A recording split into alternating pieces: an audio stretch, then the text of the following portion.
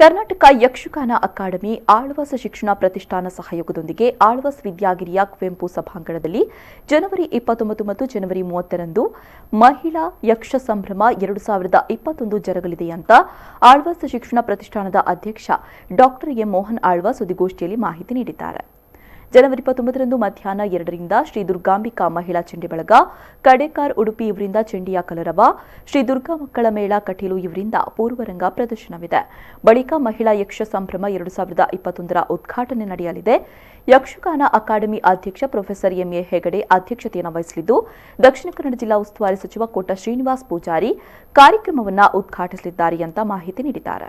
Academy Bengaluru ಮತ್ತು ಆಳ್ವಾಸ್ ಶಿಕ್ಷಣ ಪ್ರತಿಷ್ಠಾನ ಮೂಡುಬಿದ್ರೆ ಇಬ್ಬರು ಜಂಟಿಯಾಗಿ ಸೇರಿಕೊಂಡು ಮೂಡುಬಿದ್ರೆಯಲ್ಲಿ ಮಹಿಳಾ ಯಕ್ಷ ಸಂಭ್ರಮ 2021 ಎಂಬುದನ್ನು ಮೂಡುಬಿದ್ರೆಯ ಆಳ್ವಾಸ್ ವಿದ್ಯಾಗಿರಿಯ ಕುವೆಂಪು ಸಭಾಂಗಣದಲ್ಲಿ ಈ ತಿಂಗಳ 29 ಮತ್ತು 30ರಂದು ಜನವರಿಯಂದು ಇದನ್ನು ನಾವು ವ್ಯವಸ್ಥೆ ಮಾಡಲಿಕ್ಕೆ ಇದ್ದೇವೆ.